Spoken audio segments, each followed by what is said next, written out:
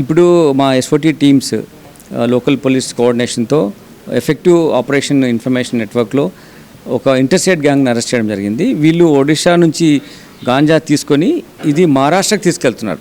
ఆ మధ్యలో మనకు ఇన్ఫర్మేషన్ ప్రకారం పట్టుకోవడం జరిగింది. ఒక 166 కేజీల గాంజాను సీజ్ చేశాం.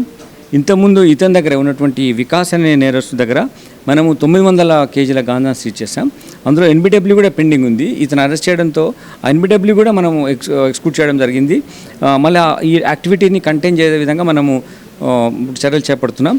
ఇప్పుడు రెండోసారి అఫెన్స్ కాబట్టి అతని మీద ఇంకా ఎఫెక్టివ్ మెథడ్స్లో మేము అతన్ని డిటైన్ చేయడానికి అవకాశం ఉంటుంది. అంతేకాకుండా రంగనాథ్ సాల్వే అని ఉన్నారు. ఇతను కూడా ఇంతకుముందు ఇలానే ట్రాన్స్పోర్టేషన్లో ఇన్వాల్వ్ అయినందుకు, గాంజా పెడ్లర్గా ఉన్నందుకు ఇతని పైన భద్రాచలంలో కూడా ఒక కేసు ఉంది. అందులో కూడా ఎన్బిడబ్ల్యూ ఇష్యూ అయింది.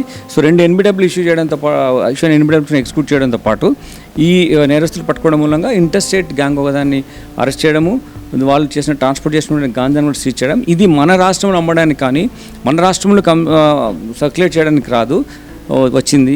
ఎందుకంటే ఒడిషా నుంచి బయలుదేరి మహారాష్ట్రకి వెళ్తుంది. మన ఎఫెక్టివ్ ఇన్ఫర్మేషన్ సిస్టమ్ వల్ల మనం పట్టుకున్నాం.